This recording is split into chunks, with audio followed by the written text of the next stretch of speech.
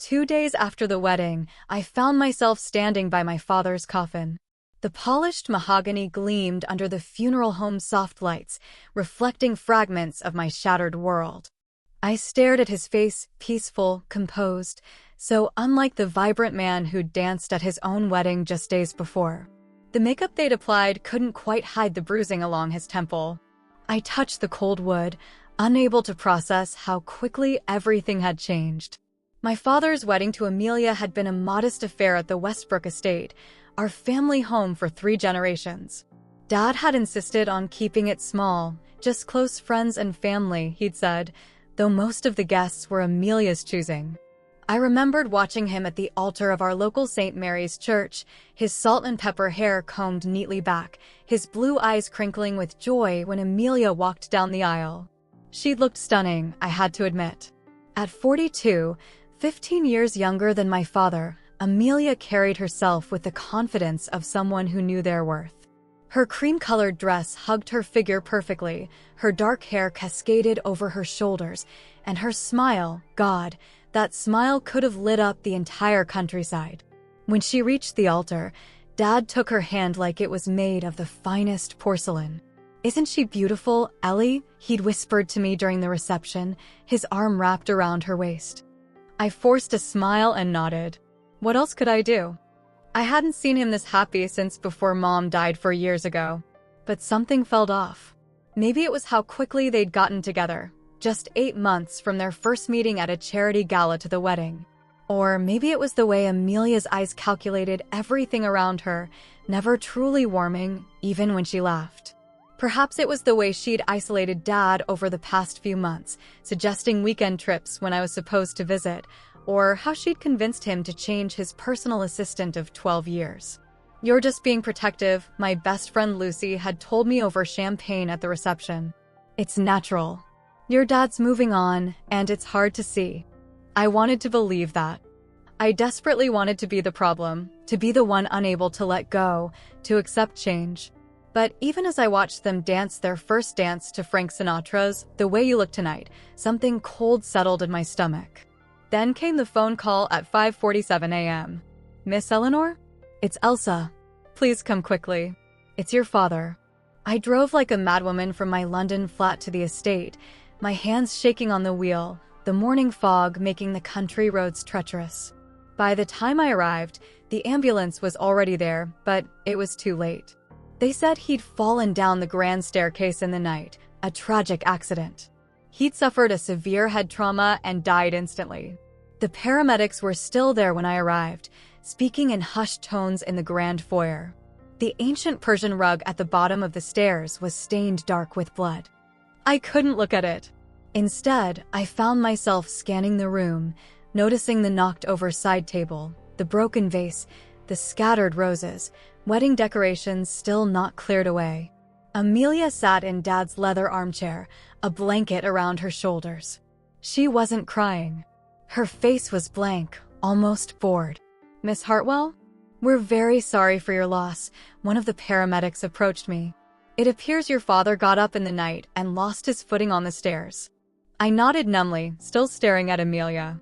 Our eyes met across the room, and something flickered across her face, not grief, not shock, but something else. Recognition, perhaps. Or caution. The next few hours passed in a blur of police questions, phone calls to relatives, and funeral arrangements. I moved through it like a ghost, unable to process that my father, vibrant, strong, healthy James Hartwell, was gone. The local officers were sympathetic but cursory in their investigation. "A tragic accident," they kept saying. "These old houses, these steep stairs." And then, just as the coroner was leaving with my father's body, I overheard it. I was in the kitchen, staring blankly at the kettle, when Amelia's voice drifted in from the study, where she was on the phone. "What a shame, huh? I'm going to the registry office to get my inheritance." Her voice was cold. No tears. No grief. Only calculation. I froze, the mug in my hand halfway to the counter. What kind of person thinks about inheritance hours after finding their husband dead? What kind of person uses the phrase, "what a shame," about the man they'd vowed to love just days earlier? At the funeral, 3 days later, she played the part perfectly. Black dress, tasteful jewelry, eyes downcast, accepting condolences with a gentle touch of her hand. The village church was packed. Dad had been respected in Westbrook, a generous employer at his publishing house and active in community affairs. I stood next to Amelia as people filed past, murmuring platitudes. "He spoke of you often," she told Mr. Patterson, Dad's oldest friend. He was so proud. I wanted to scream. Dad had never even mentioned Patterson to her, I knew, because he'd complained that she showed no interest in his friends. But everyone believed her.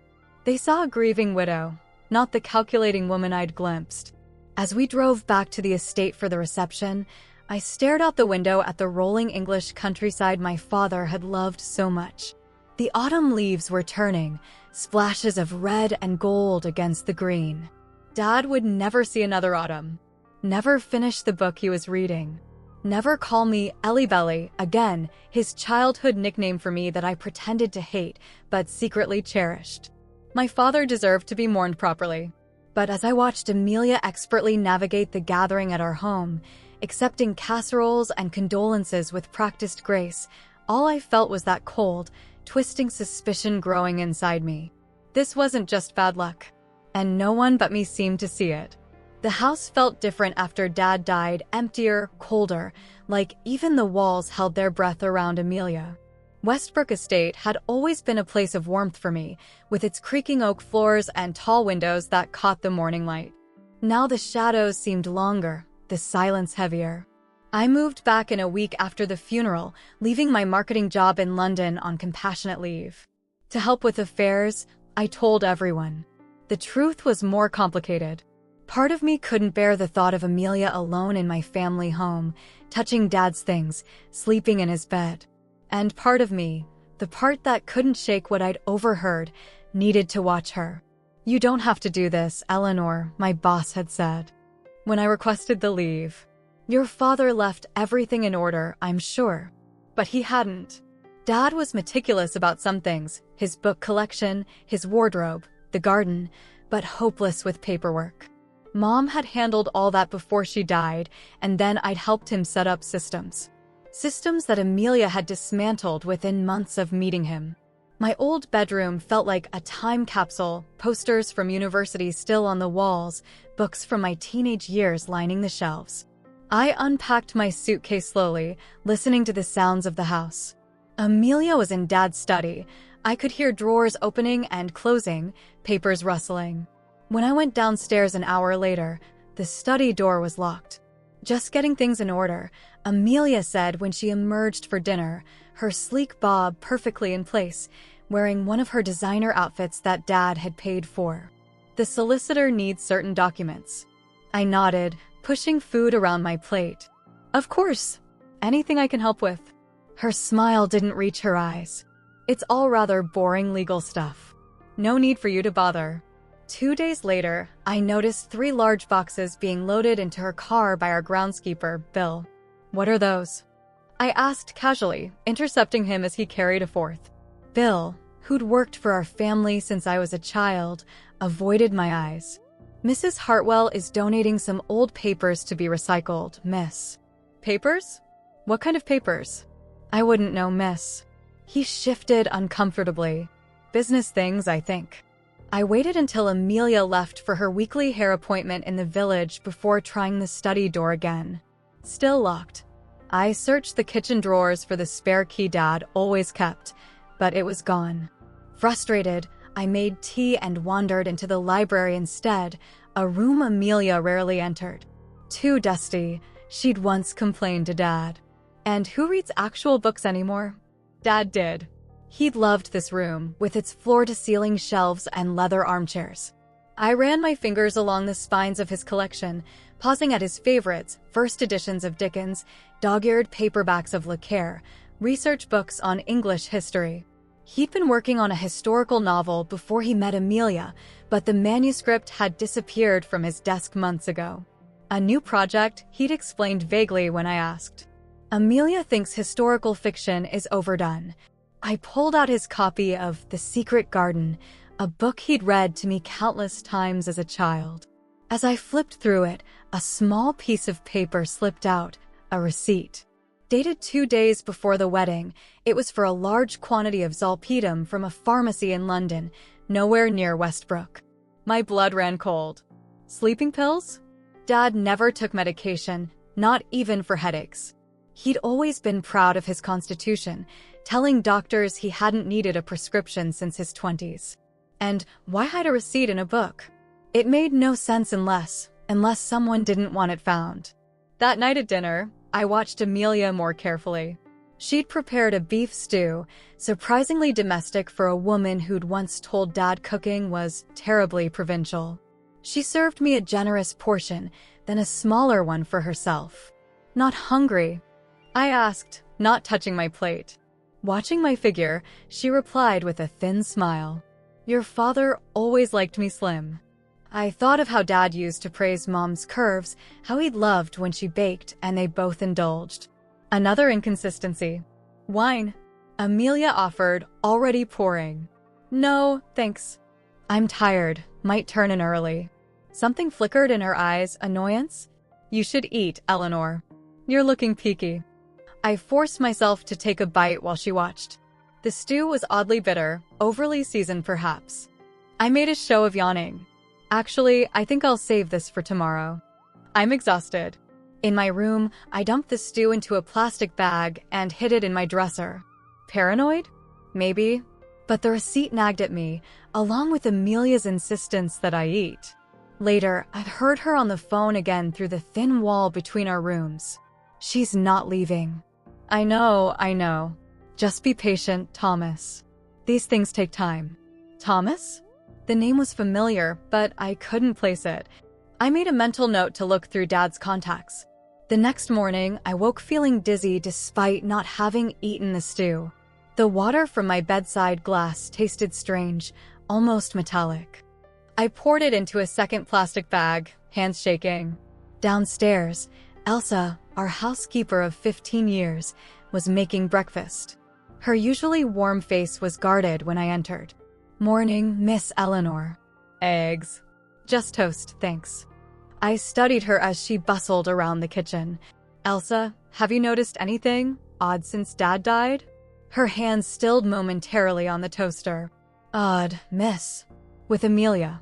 Or even before, with Dad." Elsa glanced toward the doorway, then back at me. "It's not my place to say, miss." "Please, Elsa. If you know something, I don't know anything," she interrupted, too quickly. "And if I did, it wouldn't be proper to discuss the master's wife. But if something happened to Dad," her face paled. "It was an accident, miss. Terrible, but an accident. Best leave it at that." She turned away, ending the conversation, but not before I caught the fear in her eyes. Elsa knew something, but she was afraid. Of what?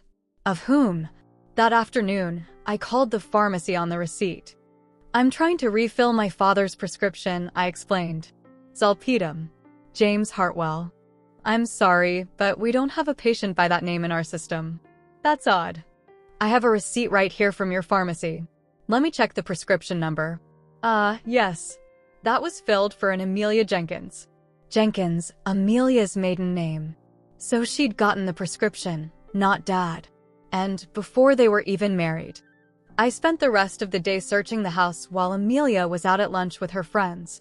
The study remained locked, but I checked other hiding places, the safe behind the painting in the dining room, empty, Dad's closet, half filled with Amelia's expansive wardrobe already, the attic, disturbed, boxes moved.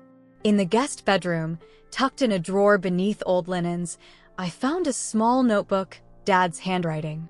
Dates, amounts, notes about feeling strange, dizzy, forgetful. The last entry was the day before his wedding. Told A about the changes to the will today. She seemed pleased. Still feeling off, maybe pre-wedding jitters. Changes to the will? Dad hadn't mentioned any changes to me. As far as I knew, his will had been unchanged since Mom died, the estate to me, with provisions for his charitable foundation. Had he altered it for Amelia? And what strange feelings had he been experiencing? The notebook confirmed my growing suspicion. Something had been happening to Dad before his death. Something deliberate. My hands trembled as I took photos of every page, then returned the notebook exactly as I'd found it. That night, I couldn't sleep. Every creak in the old house made me start. Was I next? If Amelia had done something to Dad, would she hesitate to do the same to me? I wedged a chair under my doorknob and kept the window open, despite the autumn chill, ready to climb out if necessary. In the darkness, I stared at the ceiling, piecing together what I knew. Sleeping pills prescribed to Amelia before the wedding, Dad feeling strange, a changed will, and now documents disappearing and a housekeeper too frightened to talk. It wasn't much. Nothing concrete. Nothing that would convince the village police, who had already ruled Dad's death an accident. But it was enough to convince me my father hadn't simply fallen down those stairs. He'd been helped. For months, I chased shadows. Winter descended on Westbrook, the grounds frosted over, the house creaking in the cold. I remained, watching Amelia, gathering what scraps of evidence I could, while everyone around me suggested it was time to move on. "Darling, it's been 4 months," Lucy said over coffee in the village cafe. Snow fell outside the window, coating the quaint high street in white. "I'm worried about you." "I'm fine," I insisted, though I knew I looked anything but. I'd lost weight, and the constant vigilance left dark circles under my eyes. "You're not fine. You're haunting that house like a ghost." Lucy reached across the table to squeeze my hand. "Your dad wouldn't want this for you. Maybe it's time to let Amelia buy out your share of the estate. Start fresh somewhere." I nearly choked on my coffee. "She offered to buy you out?" Lucy backtracked immediately. "I just assumed, with the tension between you two. But the damage was done. Amelia was discussing the estate with my friends behind my back, floating the idea that I should leave. It only hardened my resolve." Back at the house, I cornered Elsa in the laundry room, away from any chance of Amelia overhearing. "Elsa, please. I need to know what happened the night Dad died." The older woman folded sheets with mechanical precision, her weathered hands trembling slightly. "Miss Eleanor, I told you. No, you didn't tell me anything. You're afraid. Why? What did you see?" Elsa glanced at the door, then back to me. I could lose my position. My reference. At my age, I would never let that happen, I promised. But Dad deserves the truth. Please. Her shoulders sagged. "I didn't see anything, miss. That's the God's honest truth. I was in my quarters above the garage, like always. But I heard them arguing that night. After you left the reception, around midnight." Mr. Hartwell's voice raised. Then hers. Then a crash.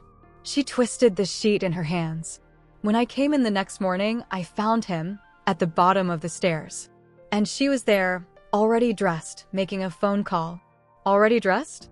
At what time?" "Just after 5, miss. The sun wasn't even up. Who gets fully dressed before reporting finding their husband dead?" I thought of Amelia's tearless face when I arrived that morning. "Did you tell the police this?" I asked. Elsa's eyes widened. "No, miss.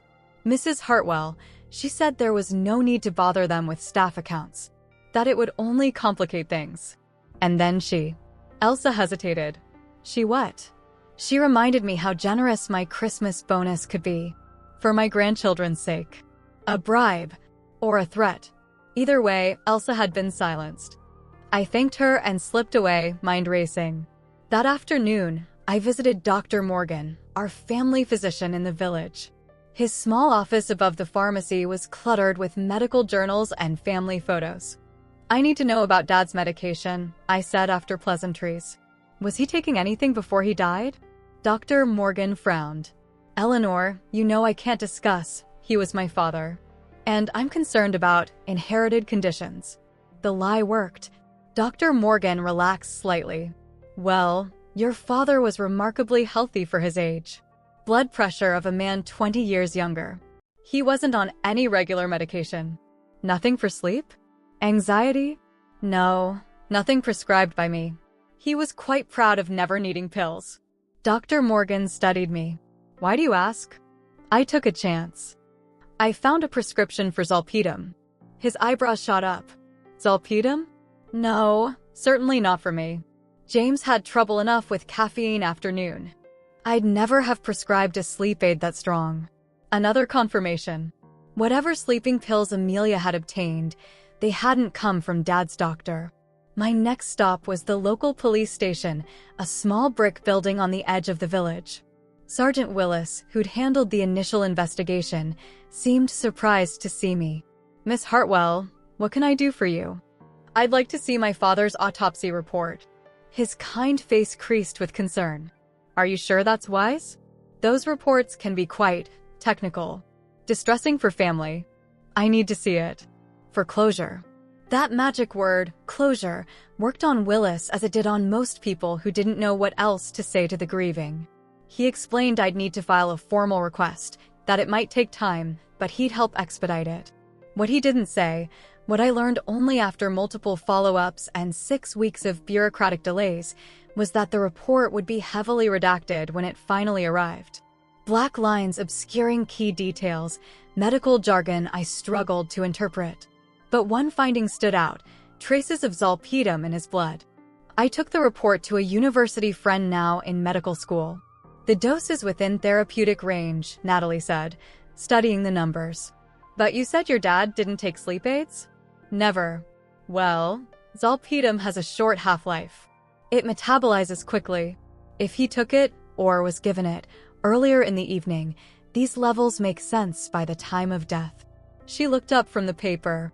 "But this alone wouldn't cause a fatal fall, Ellie. It would make him drowsy, maybe affect his balance, but it's not like he was poisoned." "Not poisoned, just impaired. Just enough to make a fall more likely. Or to make him less able to defend himself." While waiting for the autopsy report, I'd been methodically piecing together Dad's financial affairs. Before Amelia, he'd been transparent with me about his assets, the publishing house he'd built, the investments, the estate. After meeting her, information became scarce. Now, as his only child, I finally had legal access to his accounts. What I found disturbed me. A series of large withdrawals in the months leading to his death, accelerating in the final weeks. Over £200,000 gone, transferred to an account I couldn't trace. And in the days just before the wedding, 3 separate transfers of £50,000 each. My father had been wealthy, but not careless with money. These transfers made no sense unless someone was siphoning funds.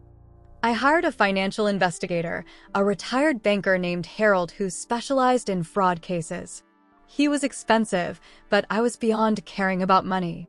These transfers went to a holding company called Artemis Ventures, Harold reported after 2 weeks of digging.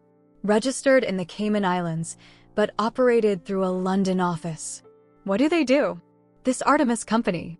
On paper, real estate investment. In reality, it's a shell. No employees, no actual properties. Harold adjusted his glasses. But I did find the beneficial owner, a Mr. Thomas Greaves. The name hit me like a physical blow. Thomas, the same name Amelia had mentioned on the phone. Who is he? This Greaves. Investment manager, according to his LinkedIn. Worked for several banks, never more than a year or 2. No criminal record, but some civil suits that were settled out of court. Complaints about mismanagement of funds. I pulled out my laptop and searched his name. Thomas Greaves, 40, dark hair, sharp features. Something about him seemed familiar, though I was certain we'd never met. On a hunch, I searched his name alongside Amelia's maiden name, Jenkins. A photo appeared immediately. Thomas and Amelia at a charity gala 3 years earlier. Her arm around his waist, his hand possessively on her lower back. They were together, I breathed. Before Dad. Harold nodded grimly. I found more. They shared an address in London for almost 5 years, ending about 18 months ago, just before Amelia met my father. The pieces were fitting together, forming a picture so calculated it made my skin crawl. Amelia and Thomas hadn't simply broken up, they'd engineered a scheme. She would marry my wealthy father, smooth the way for funds to be transferred to Thomas's shell company, and then... I need to go to the police with this, I said. Harold grimaced. With what, exactly? Evidence of your father sending money to his new wife's ex-boyfriend? It's suspicious, yes, but it's not proof of murder. At best, it might suggest financial coercion. He was right, of course. I had fragments, a receipt for sleeping pills, questionable financial transfers, a witness who heard an argument, an autopsy showing medication my father didn't normally take. Circumstantial at best. Nothing that would convince a prosecutor to reopen what had been ruled an accident. My frustration must have shown, because Harold's expression softened. Look, keep digging. Focus on Greaves, he's the weak link. Find out where he is now, what he's doing with that money. People like him get sloppy, especially once they think they're in the clear. The next day, I received a text from Lucy. Did you see the announcement? Amelia's put the estate up for sale. Thought you should know. I confronted Amelia that evening in the drawing room, where she sat with estate agent brochures spread before her. You're selling Westbrook? Without consulting me. She didn't even look up. The solicitor says it's within my rights as executor.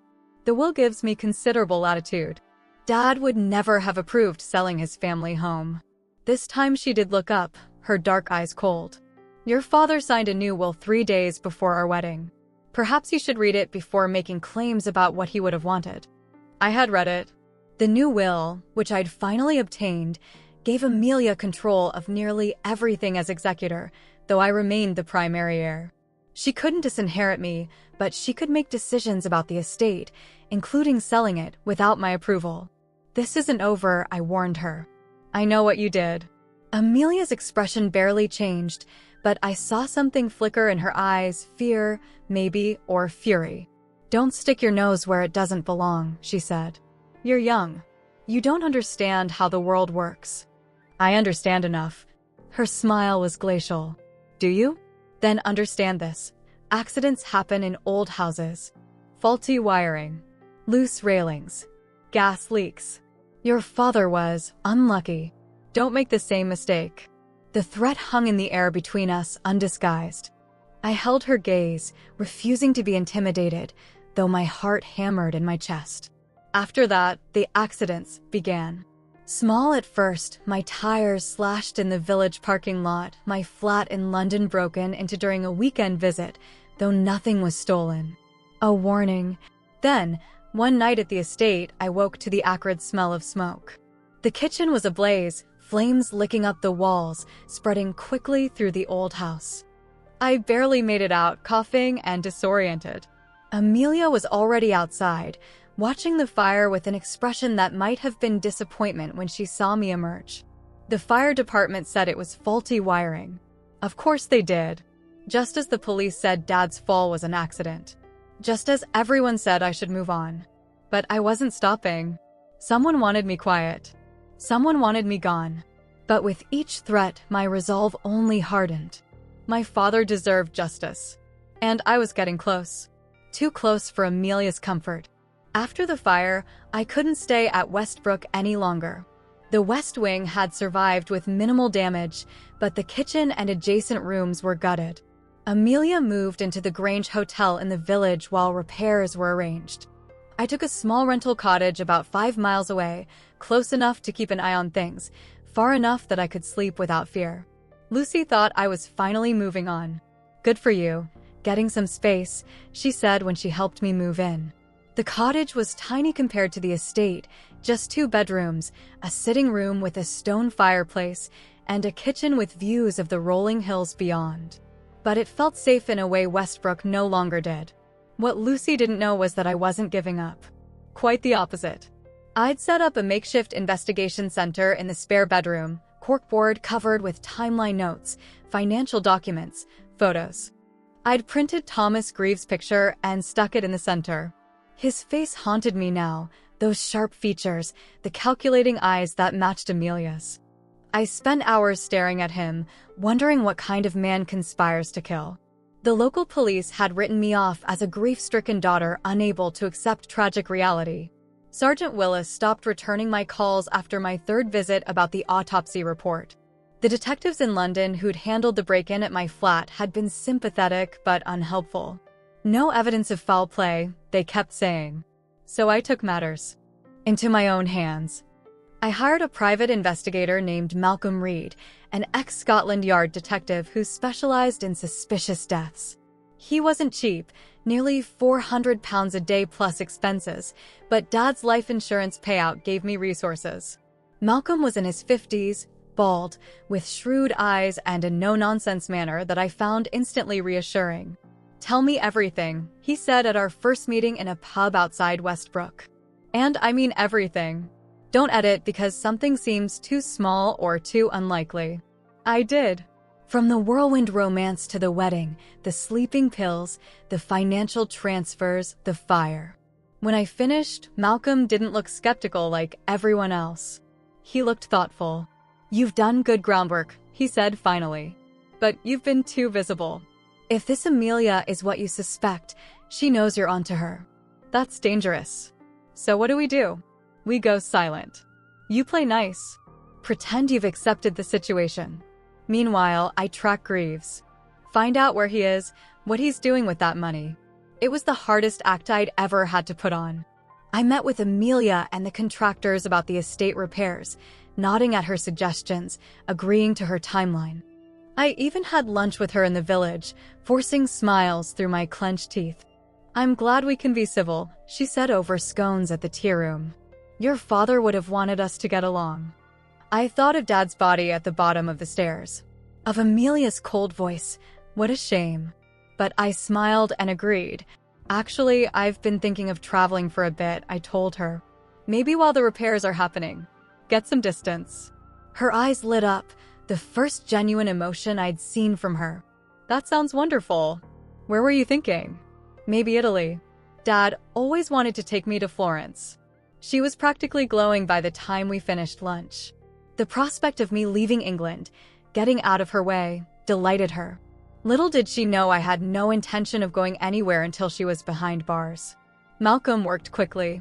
Within a week, he'd traced Thomas Greaves to Geneva, Switzerland. "He's living well," Malcolm reported. "Apartment in the financial district, new Mercedes." Officially, he's consulting for a private banking firm. Unofficially, he's spending your father's money.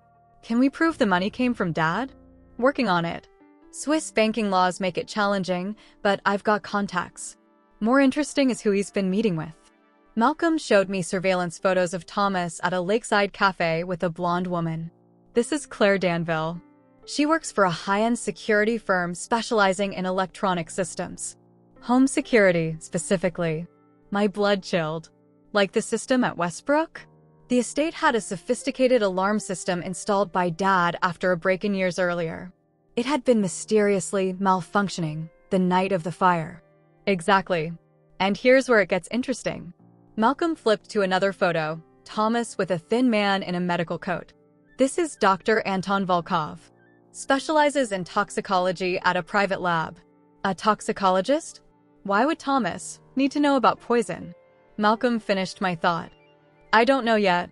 But combined with those sleeping pills you found, the implication hung in the air. What if the Zolpidem had been just the beginning?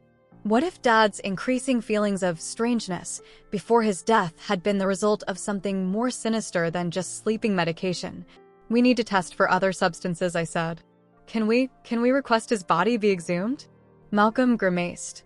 "Without official police involvement? Nearly impossible. And the time that's passed makes detection difficult. So we're stuck." "Not necessarily. I'm still working on following the money. And I've got someone watching Thomas. If he and Amelia are still in contact, they must be," I interrupted. She threatened me after I confronted her. "The accidents started right after." Malcolm's expression darkened. "You never mentioned threats." I recounted my confrontation with Amelia, her warning about accidents in old houses. Malcolm took detailed notes, his frown deepening. "Eleanor, this changes things. Direct threats mean she sees you as an active threat. Isn't that good? Maybe she'll slip up. Or maybe she'll get more aggressive. We need to be careful." He insisted on installing security cameras at my cottage and checking my car for tampering daily. I felt both reassured by his concern and terrified by its necessity. Was Amelia really capable of murder? Had I underestimated how far she would go? The answer came sooner than I expected. 3 nights later, I woke at 2 a.m. to the sound of breaking glass. Someone was in the cottage. I grabbed my phone from beside the bed, slipping silently to the closet as I'd rehearsed in my mind a dozen times. Heart pounding, I called Malcolm and whispered my situation. "Police are on their way," he promised. "Stay hidden." From my hiding place, I heard footsteps moving through the cottage. Drawers opening. Things being moved. Then the bedroom door creaked open. Through the slats in the closet door, I saw a tall figure in black, face obscured, methodically searching my room. When they approached the bed and found it empty, they froze for a moment, then moved toward the closet. The distant wail of police sirens saved me. The intruder fled, footsteps pounding down the stairs and out the broken rear window. By the time the local police arrived, there was no sign of them beyond muddy footprints in the garden.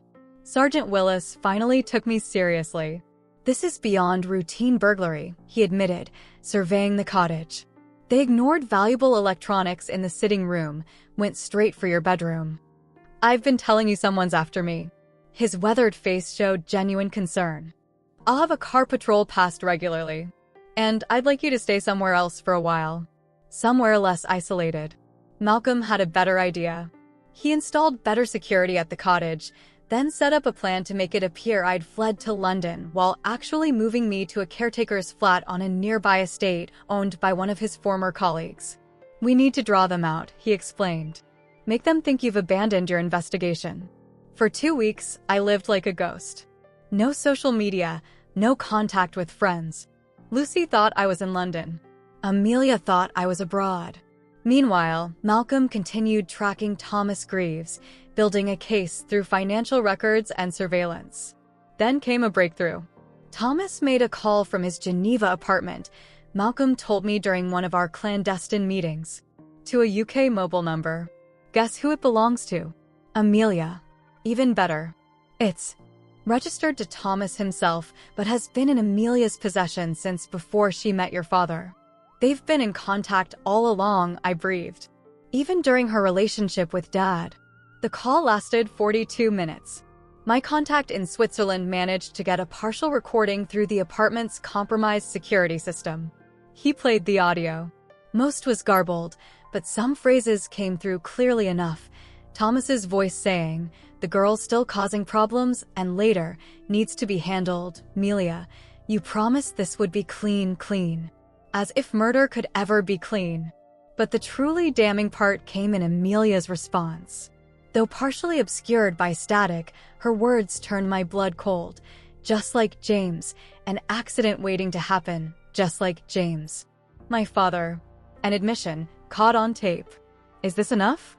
I asked Malcolm, my voice shaking with emotion. Can we take this to the police now? It's a start. Combined with the financial records, the timeline of events, and the threats against you, yes. I think we have enough to get a serious investigation opened. The next day, we took everything to the regional police headquarters in Cambridge, bypassing the local force altogether. Detective Chief Inspector Rachel Moore listened to our evidence without interruption, her sharp eyes taking in the financial documents, the photos, the audio recording. This warrants investigation, she said finally. I'll need statements from both of you, and we'll need to interview everyone connected to the case. Amelia will deny everything, I warned. DCI Moore's smile was thin. Let her try. Financial fraud leaves a paper trail. And people like your Thomas Greaves, they don't stay loyal when pressure is applied. For the first time since Dad died, I allowed myself to feel a flicker of hope. Not just hope for justice, but hope that I might someday stop looking over my shoulder. Stop jumping at every unexpected sound. Stop seeing Dad's broken body every time I closed my eyes. But Amelia had one more move to make. 2 days after our meeting with DCI Moore, Malcolm called me in a panic. Greaves is gone. His apartment is empty, bank accounts cleared out. He's running. How? The police were watching him. International jurisdiction issues slowed things down. By the time the Swiss authorities moved in, he'd vanished. And if Thomas had run, it meant Amelia had warned him. That night, as I paced the small caretaker's flat, my phone rang. Unknown number. Hello? Silence. Then, You should have let it go, Eleanor. Amelia's voice, cold and controlled as ever. It's over, Amelia. The police know everything. Do they? They know what you've told them. A grief-stricken daughter's paranoid delusions. A daughter with a history of mental health issues. Ice flooded my veins. What are you talking about? Your medical records make for interesting reading. Anxiety. Depression after your mother's death. That therapist you saw at university who noted your occasionally obsessive tendencies. How had she accessed my private medical information? But of course, as Dad's widow, she had ways. No one will believe you, I said, trying to sound more confident than I felt. They already do. Ask your friend Lucy, who suggested you needed help after your father's tragic accident. Ask Dr. Morgan, who prescribed those antidepressants you never filled. My head spun. She'd been laying groundwork all along, painting me as unstable, setting the stage to discredit me if I ever got too close. The mask had fully slipped now. This was no grieving widow. This was a calculating predator who had targeted my father, manipulated everyone around him, and was now systematically destroying anyone who stood in her way. You won't get away with this, I said, my voice steady despite my fear. I won't let you. Her laugh was soft, almost pitying. Oh, Eleanor, you already have. The line went dead, leaving me alone with the terrible weight of what we were truly facing. Not just a murderer, but someone who had spent months, perhaps years, crafting her perfect crime. 2 years after it all began, I finally got the truth. Those 2 years were the hardest of my life. After Thomas disappeared, the police investigation stalled. DCI Moore believed me, but evidence kept slipping away. The Swiss bank that had received the transfers suddenly claimed record-keeping errors. The recording of Thomas and Amelia's conversation was ruled inadmissible due to how it was obtained. Witnesses developed convenient memory problems. Amelia's campaign to discredit me worked better than I could have imagined. My confrontations with local police were recast as harassment. My persistent questions became obsessive behavior. Even Lucy grew distant, uncomfortable with my refusal to move on. In the village, people who had known me since childhood now whispered behind their hands when I passed. "Poor Eleanor," they'd say, broken by grief. Meanwhile, Amelia flourished. Westbrook was restored to its former glory with modern updates she'd always wanted. She became active in local charities, hosting fundraisers, donating generously to the village primary school. "Your father would be so proud," people told her, while I watched from the shadows, silently screaming. Malcolm stuck by me, though. "This isn't over," he'd insist during our increasingly rare meetings. People like Greaves, they always surface eventually. They can't help themselves. I tried to believe him, but hope grew thinner with each passing month. I moved back to London, took a marketing job with a small firm that didn't ask too many questions about my employment gap. I rented a flat in Streatham, far from my old friends and familiar haunts. Started therapy again, not because I believed Amelia's narrative about my mental state, but because I needed help processing the trauma, the helplessness, the rage. On bad days, I questioned everything. Had I imagined it all? Was I truly the unstable one? But then I'd remember Dad's notebook. The receipt for sleeping pills. Amelia's cold voice after finding his body. And I knew I wasn't crazy. I kept tabs on her from a distance, scanning local papers from Westbrook online, setting up Google alerts for her name. 18 months after Dad's death, she married again, a widower named Richard Blackwood, 20 years her senior, with a substantial estate in Norfolk. My blood ran cold when I saw the announcement. Would history repeat itself? I tried warning him. I sent an anonymous email detailing my suspicions, my evidence. It bounced back, the address no longer active. I called his office and left messages that were never returned. Finally, desperate, I drove to Norfolk and waited outside his estate, hoping to catch him alone. When he emerged from the grand house, I approached him in the driveway. "Mr. Blackwood? I'm Eleanor Hartwell. I need to talk to you about Amelia." He was a tall man, distinguished-looking with silver hair and the weathered face of someone who spent time outdoors. His expression hardened at my name. "Miss Hartwell." I've been warned about you. Please, just 5 minutes. I'm concerned. My wife told me about your difficulties after your father's death. I'm very sorry for your loss, but harassing us won't bring him back. He gestured to a security guard hovering nearby. Please don't come here again. Next time, I'll have to involve the authorities. I drove back to London in tears, feeling more helpless than ever. She had thought of everything, insulated herself completely. There seemed to be no way to break through the walls she'd built. Then, 6 months later, Malcolm called out of the blue. I found him, he said without preamble. Thomas Greaves. My heart stuttered. Where? Melbourne, Australia. Living under the name Thomas Grant. He's working for a small investment firm, keeping a low profile. But it's definitely him. Hope, dangerous, painful hope, flared to life. What do we do? I've got a contact in Melbourne. Ex-police. He's been watching Greaves for 2 weeks now. And here's the interesting part. Greaves is living modestly. Renting a small flat, driving a used car. Not the lifestyle of someone who made off with hundreds of thousands of pounds. What does that mean? It means something went wrong between him and Amelia. It means he might be vulnerable. Willing to talk. The plan came together quickly. I couldn't risk traveling to Australia myself. If Amelia somehow learned I was going, she might warn Thomas again. Instead, Malcolm's contact, a gruff former detective named Steve Parker, would make the approach. We need to pressure him, Malcolm explained. Make him believe the authorities are closing in. That his only option is to cooperate. So while I remained in London, maintaining my normal routine to avoid suspicion, Steve began the slow work of breaking Thomas Greaves. He started with surveillance, establishing Thomas's habits, his weaknesses. Then came accidental encounters at Thomas's regular coffee shop, his gym, the pub where he watched football matches. Day, Mr. Greaves, Steve would say, using his real name. Or, do you prefer Grant these days? According to Malcolm, Thomas nearly ran the first time, abandoning his flat for a hotel. But he didn't flee the country. Perhaps he couldn't, his funds might be running low. The second time, he threatened to call the police. By the third encounter, fear had set in. Who are you? What do you want? Thomas demanded when Steve cornered him in the parking garage of his apartment building. Just a chat about Amelia Jenkins. Or Hartwell.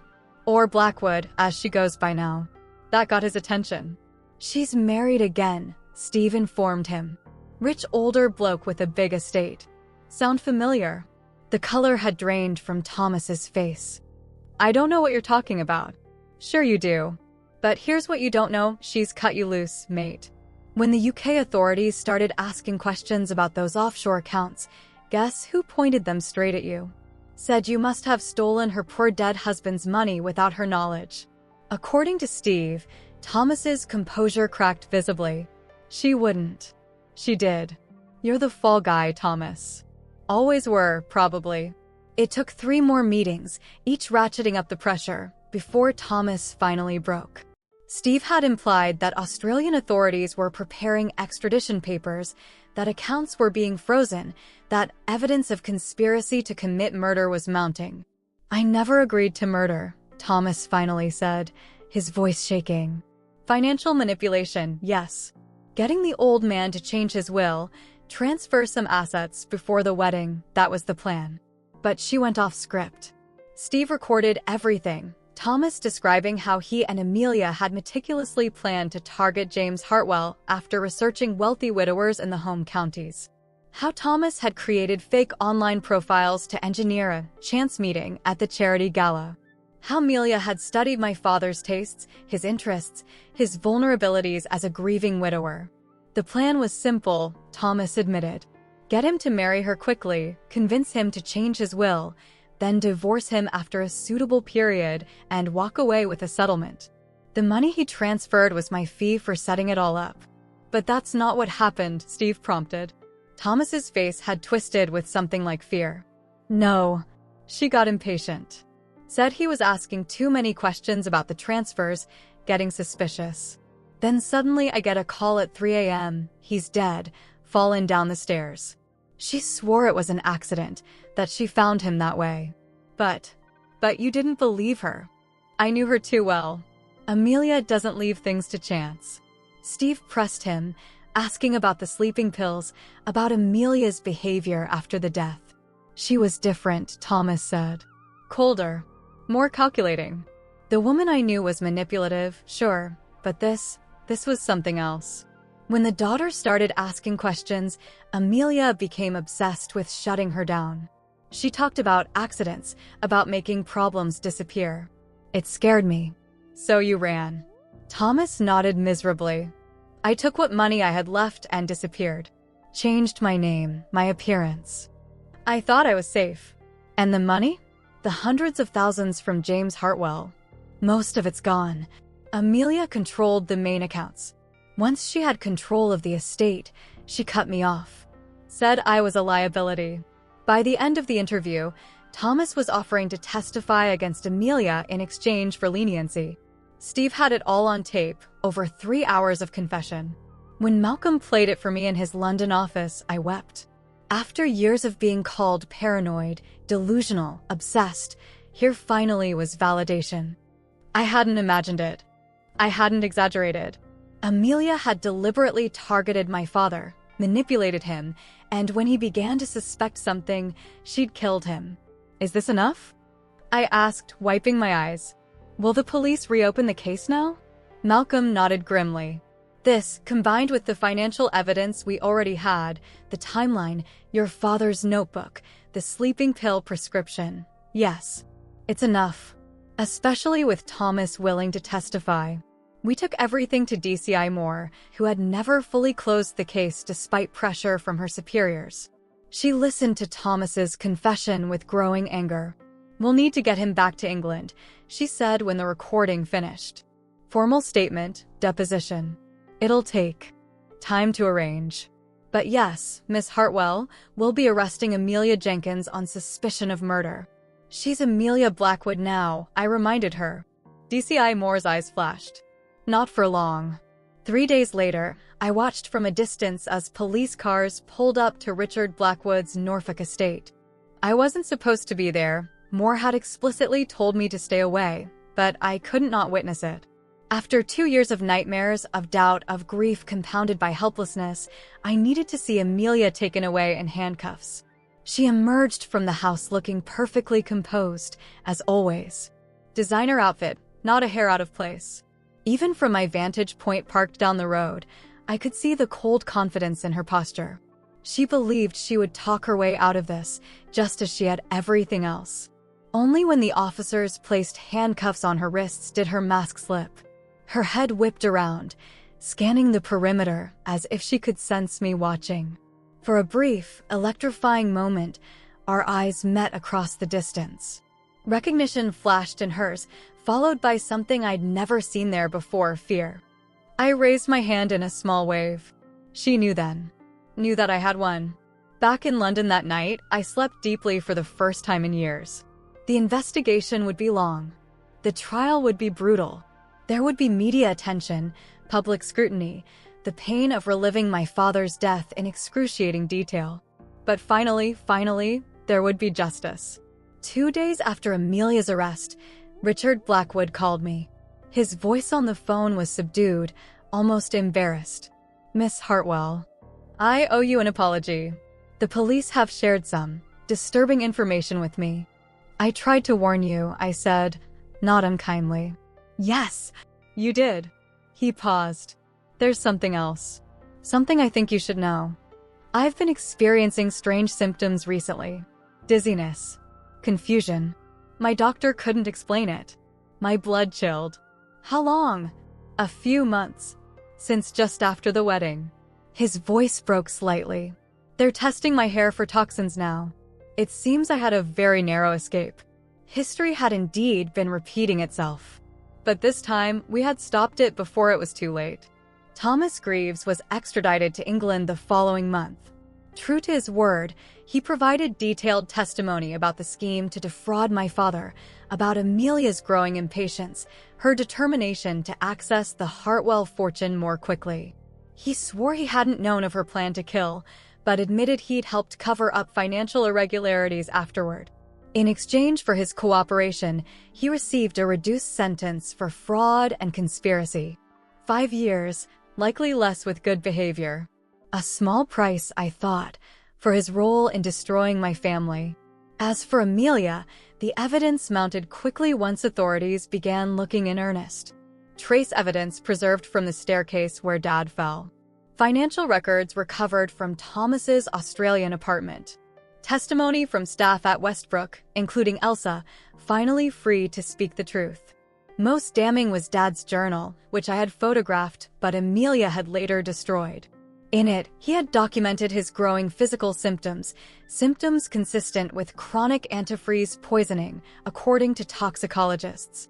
She had been slowly killing him even before the wedding, it seemed. The accident on the stairs was merely her accelerating a plan already in motion. The truth, finally unveiled in its entirety, was more cold-blooded than even I had imagined. The trial began on a rainy Tuesday in October, almost 3 years to the day after my father's death. The Old Bailey stood imposing against the grey London sky as I climbed the steps, Malcolm by my side. Press gathered outside, hungry for details of the case that tabloids had dubbed the Black Widow of Westbrook. I'd avoided the media circus as much as possible. Declined interviews, stayed away from social media. But there was no avoiding it now. Photographers called my name, cameras flashed. I kept my head down, focused on putting one foot in front of the other. Inside the courtroom, I saw her for the first time since her arrest. Amelia sat beside her legal team, dressed conservatively in a navy suit, her dark hair pulled back in a simple chignon. No jewelry except a thin gold wedding band. Not my father's, but Richard's, a strategic choice to remind the jury she was still someone's wife. She didn't look like a murderer. She looked like what she'd always pretended to be, a respectable, middle-class Englishwoman with a tasteful sense of style and a gentle demeanor. As I took my seat in the gallery, she turned, her eyes meeting mine. No hint of fear now, no recognition of her defeat. Just that same calculating coldness I remembered from the morning Dad died. The prosecution's case was meticulous. They laid out the timeline, the financial evidence, the medical findings.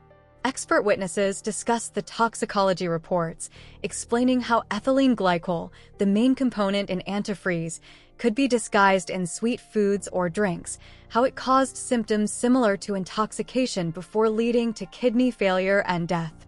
James Hartwell was being slowly poisoned for weeks, the prosecutor explained to the jury.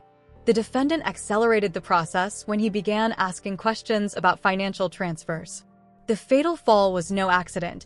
It was the final act in a calculated scheme to inherit his fortune before her victim could change his will again. Thomas Greaves testified on the 4th day, looking diminished in his prison jumpsuit. He avoided looking at Amelia as he described their relationship, their plan to target wealthy older men, the research they'd done on my father.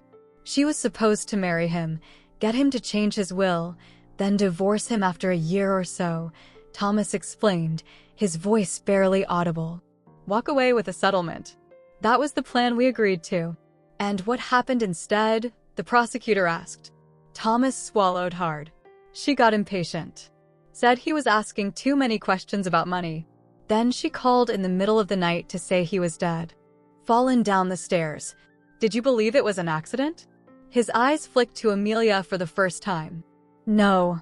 I knew her too well. I testified next, describing the changes in Dad after meeting Amelia, the suspicious circumstances of his death, the threats and accidents that followed my investigation. Defense counsel tried to paint me as obsessed, unreliable, unable to accept my father's new relationship.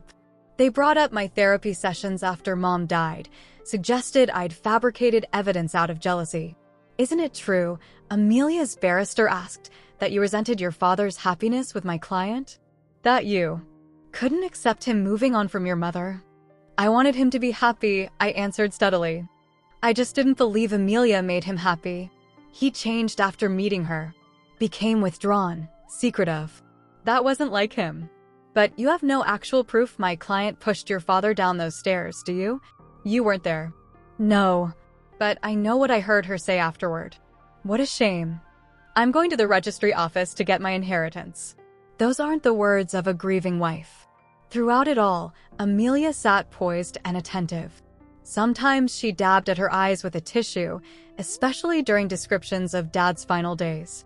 She played the grieving widow, the wrongfully accused, the victim of circumstance, and a vindictive stepdaughter. She even shed tears on the stand, describing how she'd found the love of her life, only to lose him to a tragic accident.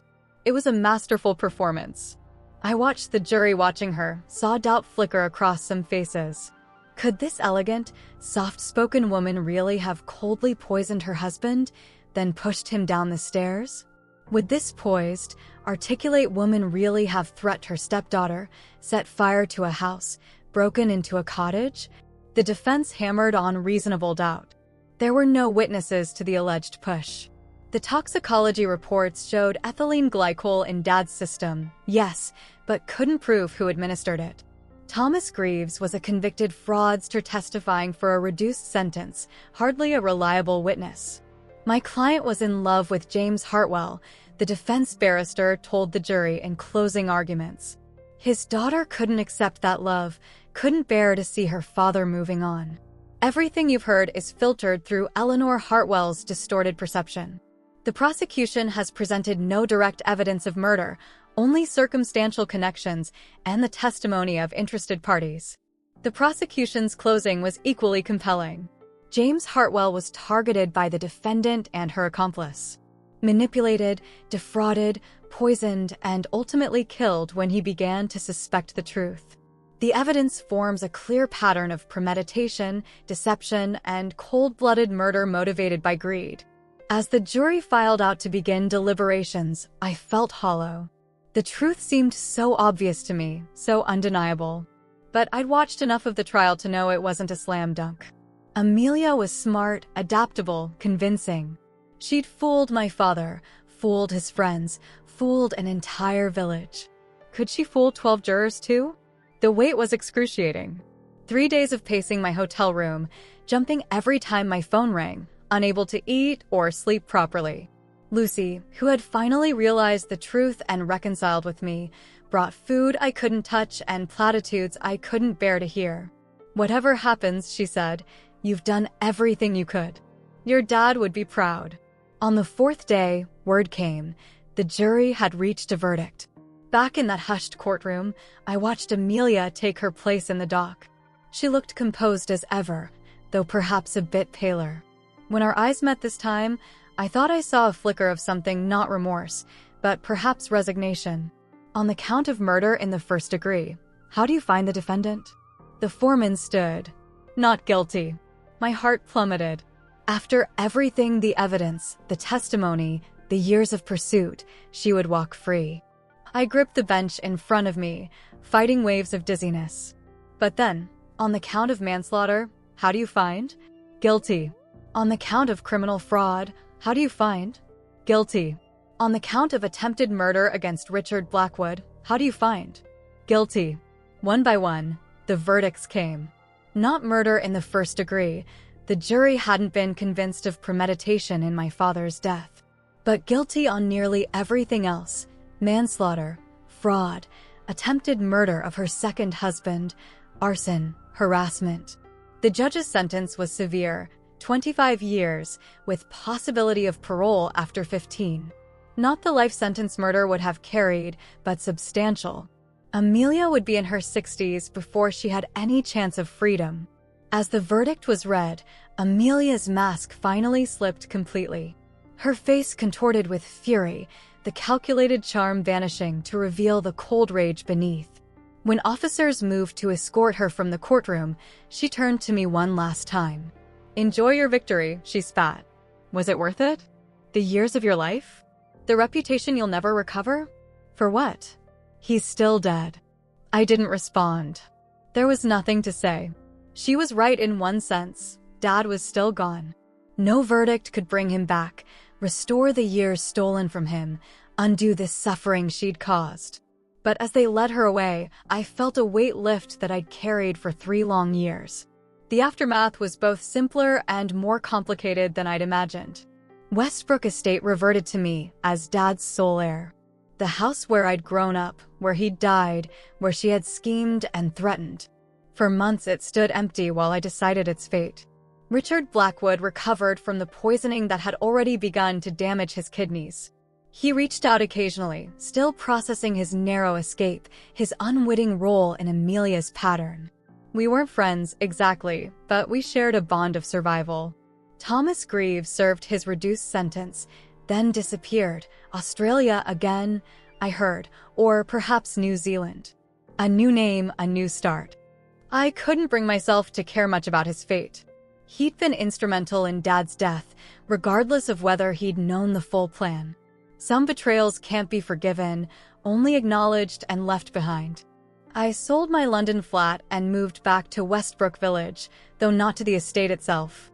I bought a small cottage near the church, close enough to visit Mom and Dad's graves regularly. Started working remotely for a graphic design firm, gradually rebuilding a life that had been on hold for years. The media attention faded eventually. New scandals replaced the Black Widow story. People in the village stopped whispering when I passed. Some even apologized for not believing me, for thinking I was troubled rather than truthful.